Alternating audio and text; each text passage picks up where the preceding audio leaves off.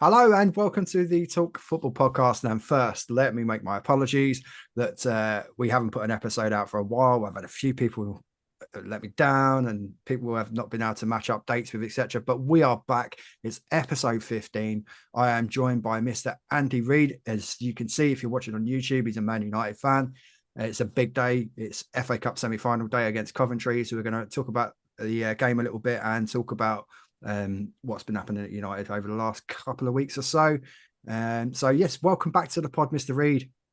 Nice to be back, Hodgie. Been a while. It has been a while, mate. Yeah, well, it's been a while for everyone, really. Yeah, it has. It has. Mental. Because we haven't done anything. But yeah, it's good to be back, and I've had some contact with a few other people as well. So we're going to have hopefully a few new episodes coming up and a few new faces popping up on the pod as well, which would be nice. You know, it's always nice to have different opinions coming Yeah, in. exactly. Yeah, especially etc. like different opinions of different fans as well. Exactly. Yeah, this is it. Well, FA Cup semi-final day. You know, it's a massive game. It's a massive game for both teams, really, because Coventry, obviously, Championship side, Yeah, trying to chase the playoffs in the Championship, and then they're flying going on up the against Robins. Man United Mm. at Wembley. Yeah, So I'd say it's there's probably so bigger for much. Coventry. Yeah, there's so much more jeopardy, obviously, for yourselves, Yeah. because you can imagine, you know, the repercussions should this not go well today. Oh, if it doesn't, I think that's it for him. You would imagine it would be a very difficult place to come back from. Yeah, when if we do lose, hopefully, touch wood, touching a TV cabinet wood. If he comes out and says, "Oh, we played well, but we lost," shut up. And we've already You're had losing that. to a championship side. Yeah. Well, in the chat, Dylan, who was obviously on the last episode, has said hello. So hello, Dylan. All right, Dill. Welcome to the pod, mate. Welcome to the chat. Feel free to ask Andy any questions about today's game, etc. as well. And I'll feed them back to him. But yeah, carry on, mate. Sorry. I'd say it's more of a bigger game for Coventry than it is for us. I don't know. I'm not so sure because you know, I Can you mean to imagine put it another championship side getting to the FA Cup final? yeah, I mean to put this into a bit of perspective with the league, etc. And hello, Will. Hello, Will. Well, welcome to the show. To put it into like a little bit of perspective in terms of the league and where you are in that, we've got a game in hand on you. And we've had a poor Yeah. season, Chelsea. If we win our game in hand on you, we go level on points. Now, if Mm. you get knocked out of the FA Cup today, then you know obviously any chance of silverware goes out the window, of course. Yeah. Um, but then if we win that game in hand, it then actually starts looking bad in terms of any form of European qualification. Squeaky bum time for everyone. Yeah. So I'd arguably say today was a bigger game for Ten Hag. Maybe not so much in terms of the club or fans, or whatever, because obviously a lot of people will be expecting United to win, and you're going to be massive favourites. But I think for Ten Hag, this is massive because yeah, if he doesn't I'll get a win today and he gets knocked out by Coventry, the position surely is untenable. Especially as well because we've still got to play Arsenal yet as well in one of our last 6 games. I don't know who you guys have got left to play, but one of our Yeah, games we got is some tough Arsenal. games. Yeah, we got some tough games coming up as well. So, and obviously, you know, our apologies, hay fever, and obviously our form is massively inconsistent. You know, one week we'll have a You'll great smash performance. everyone, and then next You week know, you it's like yesterday with City. You know, the chances we had, we should have buried that game, but you know, it is what it is. I'm not going to well, criticise the players too much. The young players. yeah. My manager, he's a Main Road City fan, and I just texted him and went, "You lot are so lucky," and he went, "My ass was clenched." Now, Yeah. normally he's big headed, like yeah, Man City win here, and there, and everywhere, but he even said his ass was clenched the whole of that game. Yeah. Well, we our next match is obviously we've got Arsenal on the 21st, which obviously is a tough game, but you know that maybe they'll still be reeling a little bit from going out in Europe and that etc. So Yeah. you can never really tell how that might go. But should we win that, you know, then we draw level on points with yourselves and Newcastle in the league. I mean, that's bad. Considering where you, like you say, where you was at the start of the season. Yeah, I mean, the thing Think is obviously with us, we've not to touch too much on Chelsea, but we create so many chances, but we just it's the same old story all season. Really, we don't put them away. no, And arguably, yourselves have had a bit of that and all. You know, you take it's Hoyland's goals out of the equation, and there's a bit of a struggle, really. very. I mean, it's so frustrating. So the last couple of before he got injured, where he went on that fucking when he went on that excuse me French, when he went on that bit Sorry. scoring form, and he scored what 8 and 7. Yeah, Finally, I and think. then got I mean, injured a couple of weeks. being a young player though, as well. I mean, there was a lot of expectation, obviously, at the start of the season with him coming in on such a high transfer fee. Definitely. So, yeah, I mean, He's I think he's grown. He's definitely grown into the shirt, and he's definitely grown into the club. Definitely. The last couple of games, though, he's been getting no supply whatsoever. Where the games he was scoring, Rashford, Garnacho, Bruno, Anthony were all getting the balls into him. Now we've gone back to square one again. Yeah, I struggle to see.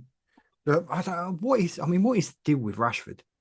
I don't honestly. He takes obviously he's taken a lot of criticism in that, but I just don't. I don't see any effort. I don't see any passion. No, the only two players I see passion. I know I might get a bit of hate from this. Obviously, not from one of them, but Garnacho. Obviously, there's no doubt. Yeah, that boy is non-stop running. The other one's Bruno. There's been a couple of games where he's been, oh fuck it, what's the point? I don't see Bruno as a captain. No, I don't whatsoever. I think he throws the spits the dummy. Don't get me wrong, he's a very, very good player. But I don't like the attitude sometimes on pitch. I feel that throwing the arms around and the constant moaning. It doesn't strike me as like a natural leader. Now, no. If that's the leader that Ten Hag is choosing, and he feels that that's the only person that can lead United on the pitch, that's a problem. That's saying something, isn't it? That's saying something. Not so much about Bruno, but it's saying something about the rest of the squad. Yeah, I don't know why, but I'd give it back to Slabbid. Maguire. Yeah, I mean, to be fair to him, he's turned it around a bit, isn't he? He's definitely turning it around. Maybe a lot of that's due to obviously playing more because of the injuries, etc. And I think yet again, your season's been so inconsistent, a bit like ours, because of the amount of injuries, etc. Yeah, the injuries has been a big miss. Oh, yeah, the injuries this season's been unreal. Luke Shaw's been a big miss as well. So you have no natural cover. Shaw, Varane, as you say, Martinez. Yeah. It's been so ridiculous. Like, we don't know what midfield to put out as well. Casemiro has been shit all season. Yeah. Again, great when he came in. He had, a good start to his United career. And last season, he was a beast. I just feel, I think the pace of the Premier League has caught up with him now. Yeah. And play. I mean, even you look at the likes of Haaland, etc.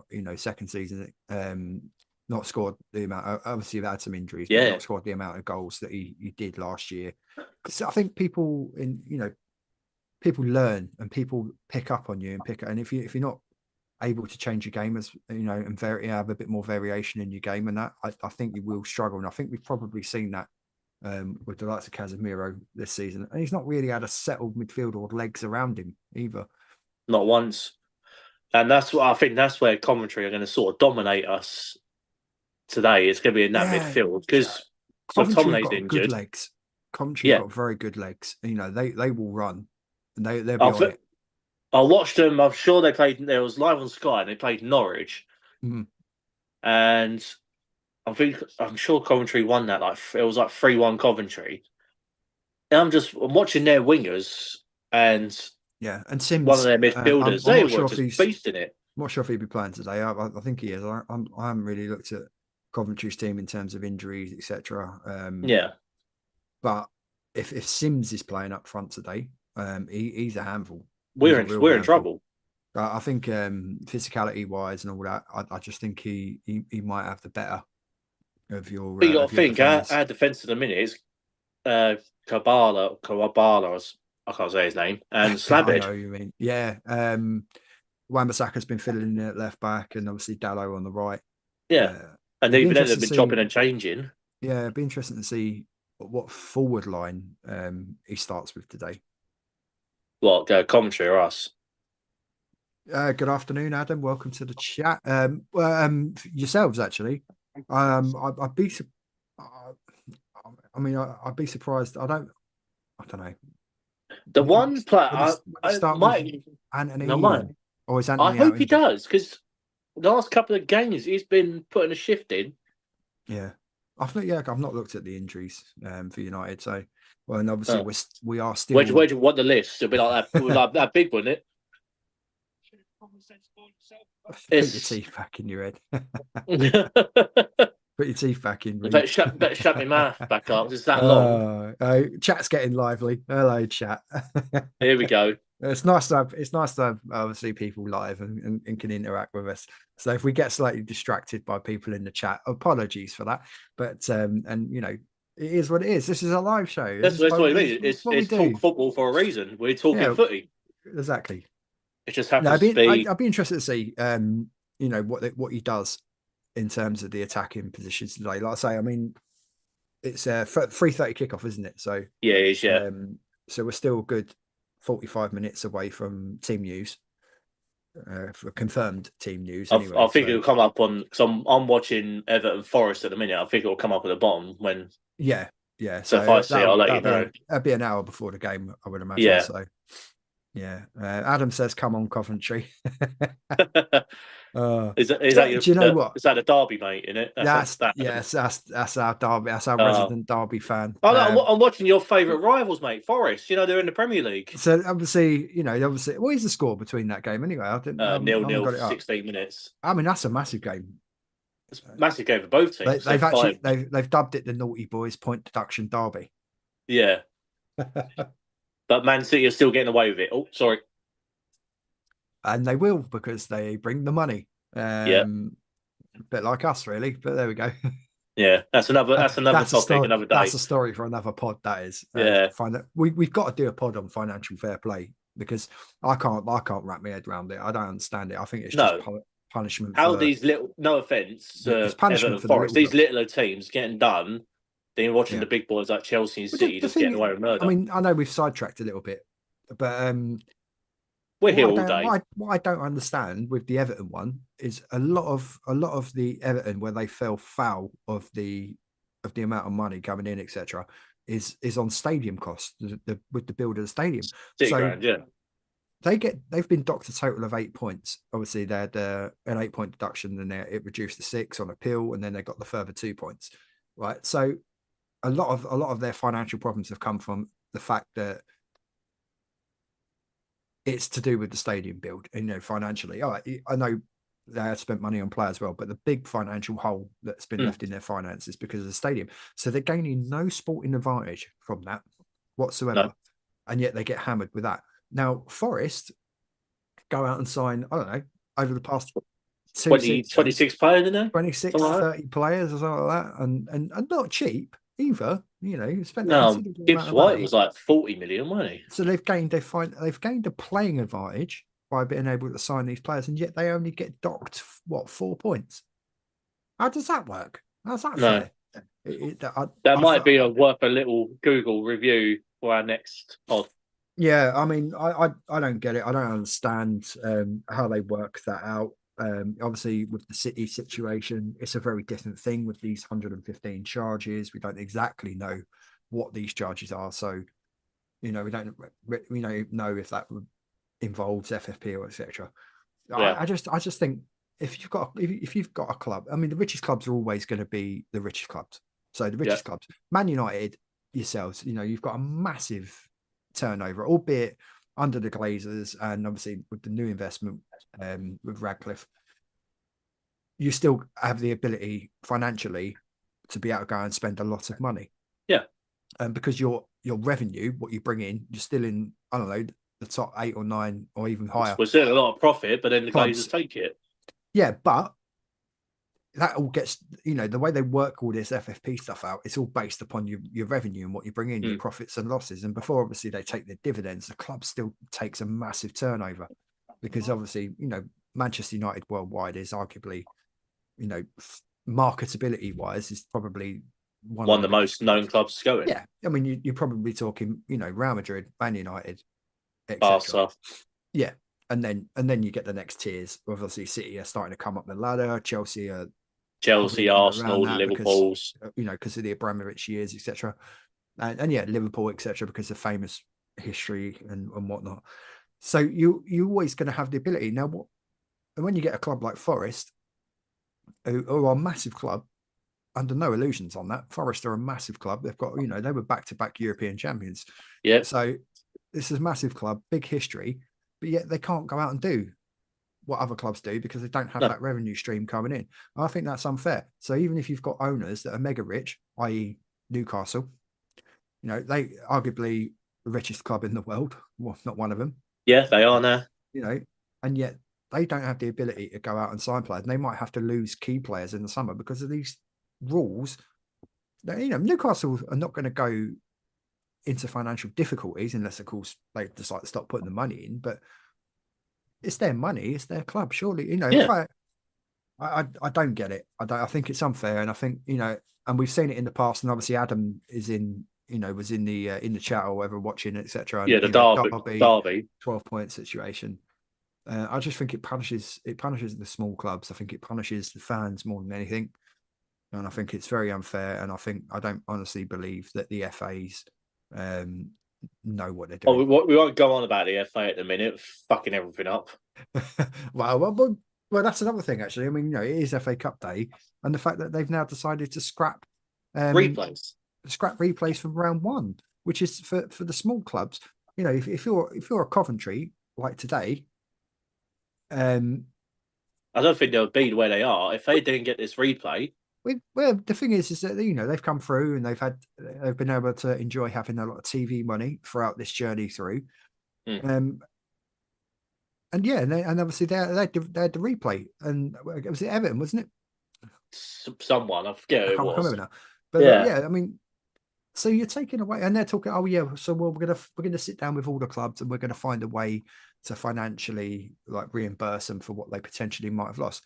And I know a couple of pundits come out and said, "Oh, it's only been like one in 5 out of the last 5 years where a team has gone to a replay against the Premier League team and taken them back to their big ground." But that ain't the point. The point is that there is an opportunity as it stands. But we nearly did. So when we played Newport, it was 2-2, It was 2-2. Yeah. And then we nearly went to replay with Newport. Now, can you imagine Newport going to Old Trafford? That would be massive. Imagine that, mate. Honestly, I mean, that kind of revenue coming into a club in League Two, League One, Conference, whatever. That could potentially keep that club running for a couple of years. Yeah. And you're denying. I think it's unfair. Very unfair. I think the Tranmere. Yeah, I mean, chairman's come out and said he'll win. The whole EFL have gone mental, mate. Honestly. All this is pandering to the Premier League and the big clubs, because the big clubs don't want to play too many games. Oh, they're tired, like Jurgen Klopp always says. And as Willie said in the chat, it's financial unfair play is what it is. Exactly. So, I 100% agree. 100% agree. Anyway, right, let's turn our attentions back to today's game. We got there eventually. Yeah, so let's take a prediction off of you. I'll take an early prediction off you. Now, bearing in mind, this is before we've seen teams, so we'll take an early prediction. I want to say that we're going to win, but then you never know with United. You think, yeah, we're going to smash everyone, and then boom, like we have the tightest games ever, and we go 0-0s, and you're like, eh. No, I'm going to. I want to say I reckon they will score Coventry's, but I want to say 3-1. I'm going to upset you, and I think you really say Coventry are going to win. Listen, I just think they're on a bit of a roll. I think the occasion they're going to be able to play without pressure. They've got nothing to lose, have they? They're a championship time. They've got nothing. Semi-final of the FA Cup at Wembley. Nothing. Yeah, I've just got a funny feeling that Coventry are going to nick it. My manager's always said, that's why we're playing Coventry in the next round. Apologies for that, Mr. Reed. It's not what you want to hear, but I just got a funny feeling, honestly.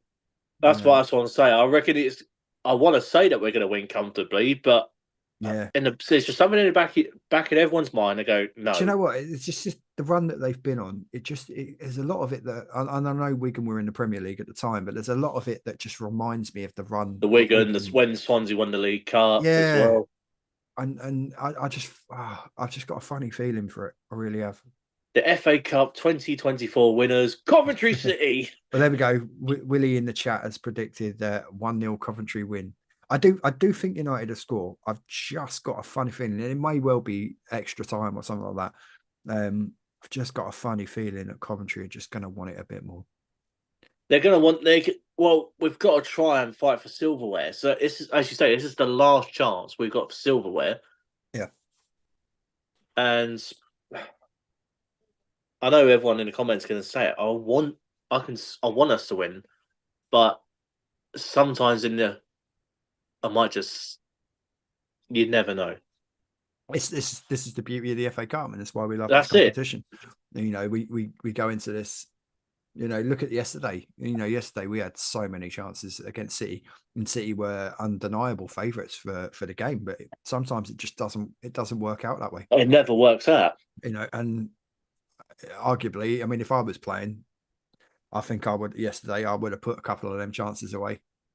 You know, I'm not going to. I'm not going to slag Jackson off too much. He's a young lad. He's still learning, and I've said this on a couple of comments as well, that I'd be more concerned if Jackson wasn't getting into those positions and getting those chances. The fact that he's actually in the right areas, you know. Well, and this goes back to like looking at someone like Rashford today.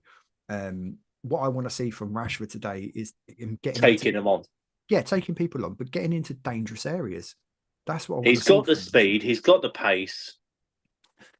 There's no denying Rashford's quality. Absolutely, but there's clearly a mental thing there that is whether it's. Well, it's got to be for him to keep coming out every week to obviously because everyone questions.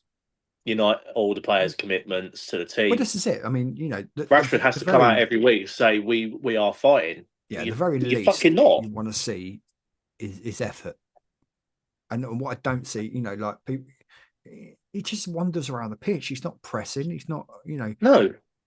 If you're playing bad and you're not in good form, and one thing like to make a comparison with Jackson again, what you won't see from Jackson, despite all those missed chances yesterday, is he kept running. He kept going and he kept pressing and closing down and he kept making the runs in behind. There wasn't a fear of missing the next chance. There wasn't a fear of failure. No. You just keep going. And what I almost see in Rashford, it's almost like he fears, if I miss a chance, if I do this, I'm going to get stick. It's almost like a defeatist attitude that I'm looking at him on the pitch. Yeah, that's a problem. But well, like I say, when we beat Liverpool in last round, everyone was fighting. Everyone was fighting for. I don't know if it's because we was playing Liverpool. Yeah, and then the week after, I don't know who the fuck we played the week after, and I was just like, hey, but this ain't the same United side that I'll watch batter Liverpool. No, and that's for you where.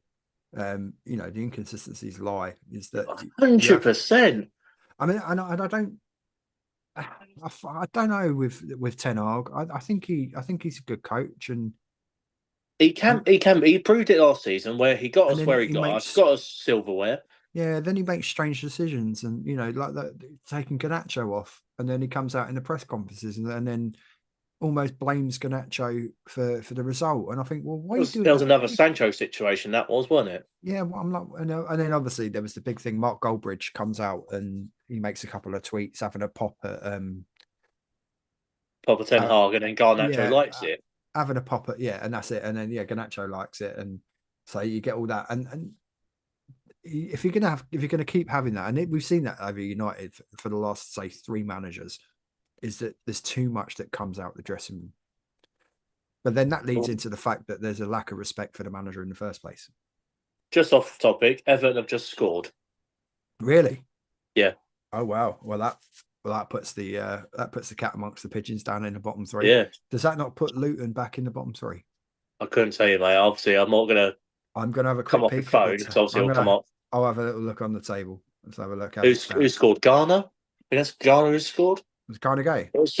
No. Right. So as that stands, that would put Everton a point above Forest, and with a game in hand. So that's massive. Little teeniest deflection, but the keeper, it was the softest shot. Yeah.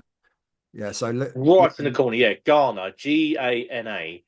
Yeah, Idrissa Gana Gay. That'll be. Yeah. So yeah, that takes the pressure off of Dyche a little bit. A little bit. Goal. There we go. There you go.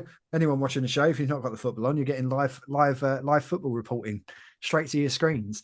Yeah, literally. So if you ain't got Sky and you can't afford the £100 a month to watch it, there you go. Well, Adam's just commented Florist. I hope they lose. Obviously, Adam being a Derby County fan, you got your wish at the minute, Adam. Yeah, he's got no love lost for Forest. That's for sure. Forest have been playing well, but it's just Everton's defenders. They're just beasting Chris Wood because he's on his own. Yeah. Well, yeah, Chris Wood's never exactly been prolific, has he? No. got a hat trick though. Well, yeah, but who was it against? I can't remember now. Someone, Luton, possibly. Something like that, yeah. But anyway, yeah. So back to the actual topic. back to United, and we'll finish off our segment on United. The one thing I want to see from United next season, if obviously it's not going to be Ten Hag because his contract expires. I think he's still got another year, but there is talk they're going to sack him anyway. A little bit of luck. It's just what the. I've got to be wrong. The win. His actual win percentage is the highest over any manager since Fergie, and it's actually true. But when we lose, I don't see progression. We are shit when we lose. I don't see progression. No, when we win, we win. When we lose, we are shocking. Even Ollie finished second. Yeah, I don't. Since Solskjaer, I'm not seeing a progression. We'll go past the things that really annoy me as well. It's some of the results that we do lose to. So when we lose to Hughes lot badly, yeah, we lose to City. You should have won that 6-3. Yeah, we lose to City 6-3. We lose to Liverpool 7-0. You've been ahead in a lot of games, and you've let it slip. I mean, you had the draw with Forest, the draw with Bournemouth. Yeah, and you. But these teams we should be beating. Yeah, Adam in the chat has gone Coventry 1-0 today. He can feel it in his fingers and in his toes. Put the bet on Adam, then you might win some money. Clearly a wet fan. He's definitely wet behind the ears anyway. But no, it's just the results when we do lose. As you say, there's nothing from any fucking player playing for that badge.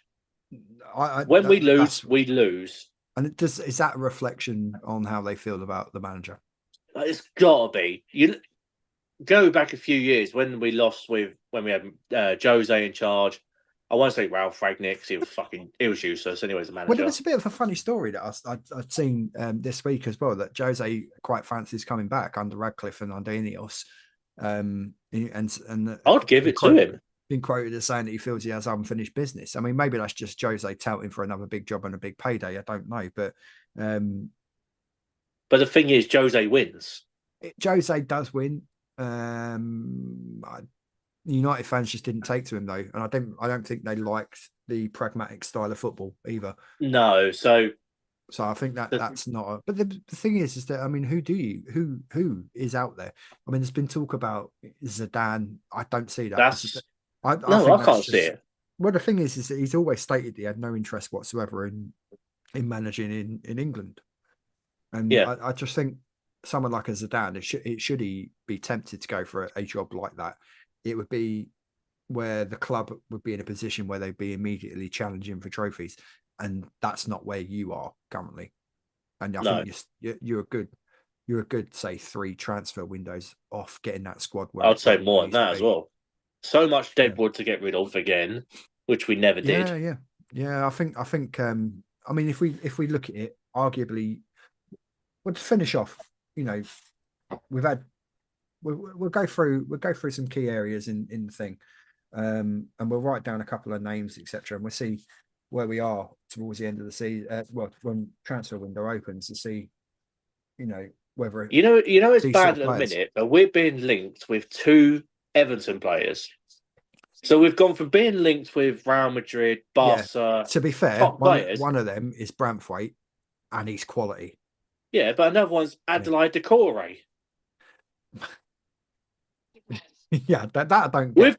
We've gone from having the Ronaldos, the Rooneys, Burbies, he knows a toss us, Tevez, all these top players now are being linked with Everton players. Well, I'm going to write down an Andy Reid's Man United transfer wish list, and then we're going to see. But these are like realistically, these are names that potentially, could end up there. So defensively, I think goalkeeper wise, I'm still not a fan of Onana. He's proved himself. He's changed his gamepad a lot recently now. I think you need at least another one centre off. So, Branthwaite is one that's obviously been talked about, and the likes of Real Madrid and that are looking at him as well, Bayern Munich, etc. He's a good young player. Would cost a fair bit of money to get out of Everton, but because of FFP, unless if Everton do get, hang on a minute. So Everton could be in a position where they might have to sell him anyway. Everton are 4 clear. Forest are a point above Luton. It's just come up as it stands. Yeah, I think Everton move on to 28 points as it stands. Everton on 30, according to this. So they moved to 30. All right, so BBC haven't updated their web table. Useless. Buy sports for you. Yeah, right. So if we say Branthwaite that's the player being linked. If I could get a name, midfield wise, a player that you'd quite fancy signing. I don't know. It's putting you on the spot a bit, but it is putting me on the spot. I didn't even really looked at anyone. I think you're crying out for a really decent holding midfielder. Yeah, Casemiro goes. That lifts the wage book massively. I'd keep McTominay. I reckon he's playing McTominay completely wrong. I think I think he's very good as an 8, getting forward and getting in the box because he scores goals. So all the goals he has scored, he's forward. Yeah, but arguably, and Scotland, he's fucking Lionel Messi when he plays for Scotland. Oh, I mean the quality, yeah. So we're looking at you need to sign a DM. So I'm going to leave that one with you, with the DMs. It's a defensive midfielder. So next time we slide into the DMs. Well, yeah, if we get you back on to slide into the DMs before the end of the season, so we can. I think that's why they're talking about Decore, because I just don't see that. I don't see he's anywhere near that kind of quality. No, God, no. No offense to him. He's playing all right in the minute. He's bossing Forest midfield. In fact, the young lad, Onana, would be a better shout, but it costs a lot of money. So, but that would be. Because I'm going to write that one down actually. No, I think that would actually be the right kind of player to play alongside Bruno in midfield. You know who I know. It might obviously what he's gone through recently. I would love to see Greenwood back. I mean, he's tore it up in Spain. I mean, he has, and he's being linked with. He's innocent. Yeah, he's being linked. I know United have looked at a couple of Juve players. Well, there was always talks of Dybala. We say innocent. The actual line was insufficient evidence to proceed with a case. So, but then he's back with kids. So, yeah, they're married and they've had kids. I mean. So that's a weird situation, and we're not going to dive into that. No, but we're getting into trouble. He big beast. He's still a kid. In terms of a forward player, he is arguably exactly what you need. I reckon he would get rid of Anthony. Yeah, and that's where Greenwood would go. 100%. If you were playing like a front three, so you'd have a central striker in Højlund. If Rashford could get his act together, you'd have Rashford on the left. Greenwood. I mean, that's a front three. Greenwood, Højlund, Rashford on paper. One problem with that. Garnacho. Yeah, but then you have to vary your tactics. So sometimes you'll go with three more. I wouldn't mind seeing Rashford alongside Højlund. I just don't think Rashford's given. What a save, Pickford! Oh dear! Fucking 2 yards out. Chris Woods just blasted it straight at him. That's Chris Woods who couldn't finish, and couldn't finish in a brothel with £50 notes hanging out. They should have, they're saying. But no, I wouldn't mind. I know what you're saying. I mean, obviously, game by game. On the left. Yeah. Garnacho, I don't believe. I mean, he certainly ain't gonna. I don't see Ten Hag doesn't play two strikers. So if another manager comes in, might see it differently. But generally, in modern football, I hope so. Not many teams play with two strikers. Since how many times have we seen Man United play with one striker other than Ten Hag? Because I think under Ole, you had Cavani and Ronaldo. Before that was Lukaku and Zlatan.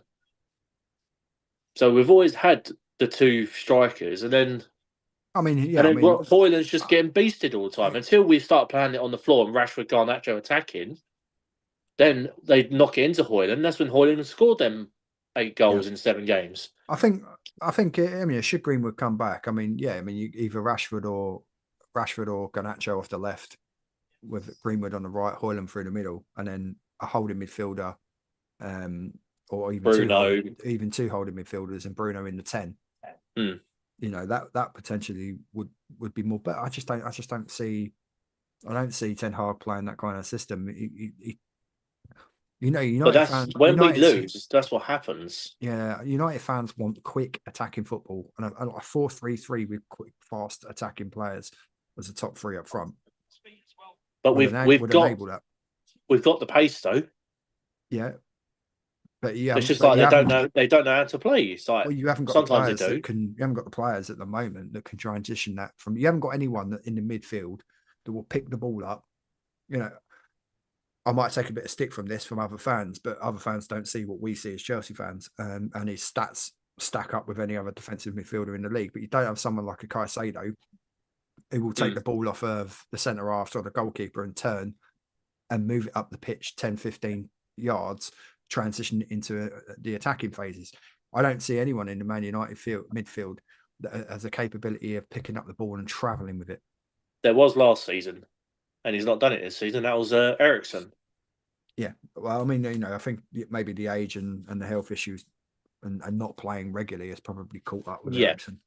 Well, that's all he did last season. Eriksen, that's what he did. Come in with Slabhead and Varane. So I think Kobe Mainoo's done a fantastic job in the midfield, but I think it's maybe a little bit too much pressure to completely focus that midfield around an 18-year-old kid. That's it. The kid, as you've hit the nail on the head there, the kid is 18. Yeah, it's too much. You need an experienced, midfielder like an Onana at Everton who can do a bit more of a ball carrying job. Do the dirty work, carry the ball, break lines, and then enable the likes of Mainoo and Fernandes to do their stuff on the ball. Yeah, which is where their strengths lie. So going forward, I think you need a defensive midfielder. We'll come back to you in a couple of weeks or so. We'll give you some time to draw up a wish list of players. How big's the list?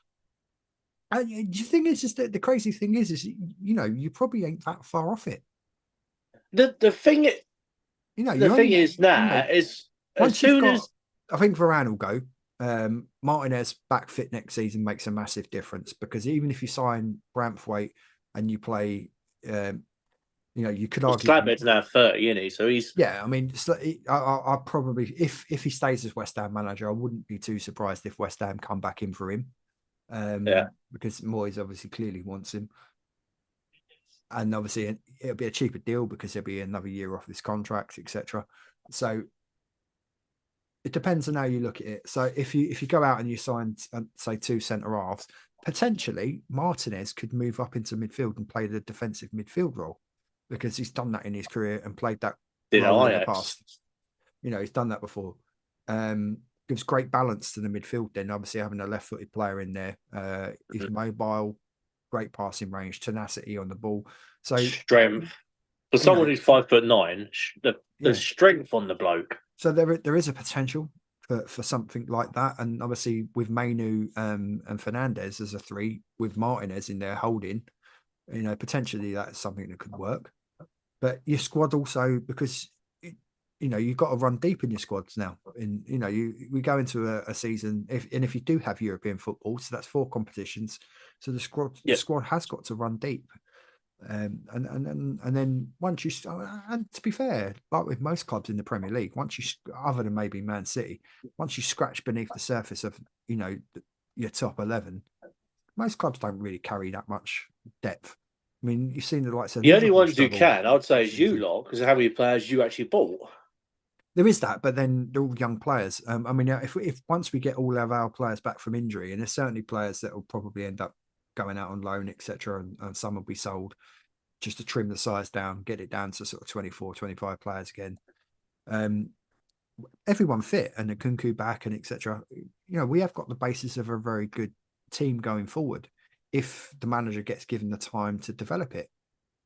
Well, it's not like Poch is not a shit manager. He's a cracking manager. He's a good manager, and there are times where my mind has started going towards Poch out, but I'm like, no, you've got to look at the context behind of what we're doing, and you have to. And we've got the youngest squad in the Premier League, definitely. And that's the thing with young players comes inconsistencies. So if United want to go down the roads of bringing younger players in as well, and going down a similar kind of road, then you'll face the same problems. The thing is, it's always been our problem. Is when, for instance, you're managing another club, you hear that Man United are after one of your players, you go, Man United will bump the price back a bit up. Of course you do, and it's the same, probably the same with any Premier League club. Yeah. Because of the amount of money that's floating around in the Premier League with the TV deals, etc. And then that puts big pressure on these youngsters. Like, well, fuck me, Man United just paid 75 million for me. Yeah. It's Højlund, Antony were the biggest examples of that. Yeah, that's it. Right. Well, to finish off, I'm going to take a prediction for the rest of the season off of you. I'll write it down. So, where do we think? So, obviously, you're going to go for a win today. So, we're going for an FA Cup final. Yeah. Which would obviously be a Manchester derby. And ironically, you seem to, against the top 6 teams and the bigger teams, etc., you have seemed to have raised your game. So I wouldn't be surprised if you get to the final against City. I wouldn't be surprised if you turned them over on the day. That would be nice, because where's Haaland been? He's had another injury, hasn't he? So I don't know how long that injury. I mean, obviously he wasn't even in the squad, traveling squad for the game yesterday. So I don't know how long he's going to be out for. Half time 1-0. There we go. Right, so FA Cup. What do you think? Do you think you beat City in the final? I'm going to take your prediction and a score. I'd say no. Right, so FA Cup, no. Right, now, I don't reckon we'll win. Where do you think you finish in the league? It's got to be 6th or 7th. I can't see us getting any higher than that. Yeah, I'm going to go out on a limb, and you're not going to like me again. My prediction for the league is going to be 8th. Because I just think, I think if it goes the way I think it's going to go today, which I've got a funny feeling for Coventry, I think the players' mindset is going to be on the beach. Yeah. I think they're down tools. I think they'll be on the beach. There's no silverware to play for. None of them are really going to want to qualify for the Conference League in 7th. I do believe because of the victories for Bayern Munich, and English teams going out of the Champions League, I do believe that the Bundesliga coefficient is ahead of the Premier League now. So they'll get awarded the 5th Champions League. You got Leverkusen, didn't you, in Europa? Yeah, that's it. But I think that they'll get pushed ahead of their coefficient, so they'll get the 5th place. So that means that 8th. But in the Champions League changing next season. Yeah, it's becoming bigger, which is why they're allowing this table thing. Yeah, so the concept of it is changing a little bit. So it's like It's more of a larger league system rather than the smaller group phases, Yeah, etc. It's a bit confusing, but it seems to we'll mean find out. it seems to mean that the bigger teams will play each other more often in the earlier stages. Yeah, That's the way they want it, because obviously the bigger matches, bigger revenue, bigger TV figures, etc. So that's all they're looking at. So you're going to go. Should we say sixth as your prediction then for the league? You're going to go on the Yeah, positive and go sixth. yeah. Right? Positive sixth, negative seventh. Right, I'm going to go eighth. So we're going to see who's right. And yeah, and then we'll see where we are. So we're going to have some of the fixtures we've got. Let me just get our fixtures up. Who we've actually got left? You've got some tough games. Yeah. So right, Sheffield United at home. Yeah. Oh no, anyway, so where are we? So today Coventry, Wednesday night, Sheffield United at home, then Burnley at home. Should be a win. Palace away. Palace away. Yeah, then you got Arsenal at home, Newcastle at home, Brighton away. Brighton. And that finishes out the season. Yeah. And then obviously Man City. So if I'm looking at that, I think you'll win both games at Old Trafford against them too. Sheffield United. I don't reckon we'll beat Newcastle and Arsenal. Palace away on their day. Palace at home. Atmosphere could be a draw. Mm. I don't believe at Old Trafford. I don't believe you're going to beat Arsenal. I'm more leaning towards the Newcastle game being a draw. And I think last day of the season, I think going to the Amex will be a tough game as well, tough fixture. Brighton have been brilliant this season. They're playing some sexy football. So although I don't think you'll necessarily lose, I think you may drop enough points for Chelsea to sneak in. Potentially. And then not even that. I mean, West Ham are hovering thereabouts, albeit you've got a game in hand on them. Brighton are not really out of it. They're only 6 points, and you've got to play them, so they're only 6 points off of you as well. So 3 points off us then. Yeah. So it's quite tight, that whole midfield from arguably from Brighton really up to Newcastle. It's a really tight portion of the table, and a lot of the teams are playing each other. I mean, even Wolves have got some. In fact, Wolves play. Do you know what? Wolves play all of the current top three in the running. So, yeah, they could decide the title. They could decide. Wolves could decide the title. So yeah, we'll keep an eye on it. So date wise, if we look at where we are, and we know when the season's going to finish. So I'm thinking we're going to get. I reckon we'll get you back on around about either the Sunday the 5th or the 12th, and then we're really going to be looking then in the last couple of fixtures of the season, so we'll have a real understanding of what United season is looking like, finishing like. So I won't be available for Sunday the 26th of May because at the minute, if Norwich make the playoffs and they win the semi-final playoff, you'll be working. We're looking at 120. You'll be taking them. We're looking at 120 coaches just for Norwich going to Wembley. Wow. Literally, the whole of Norfolk will be going to Wembley. Honestly, the last time Norwich went to the playoffs, there was double deckers, there was coaches, there was buses and everything. Yeah. And so as a company's perspective, they're hoping Norwich get promoted. For those that don't know, have never watched one of our episodes with Andy before. He is a bus and coach driver in Norwich, and so he gets we do the away days for Norwich Football Club. Yeah, so he has an intimate knowledge of Norwich. So hopefully he's gonna pull some Norwich fans onto the pod. I'm trying. I'm tagging so many. I've got all my old colleagues. Most of them are Norwich fans. I know half of them running the marathon today. Need to stop shagging their own families and get on the pod. I know. Yeah. Cheap joke at the expense of the people. You know what would Norfolk. be weird. You know what would be weird next season? Ipswich and Norwich in the Prem. Well, I mean that would be massive. Actually, I am going to do a pod covering the run-ins towards the last fixtures. So I'm going to look at the likes of League One. Obviously, who have Norwich actually got left? Let's have a quick look.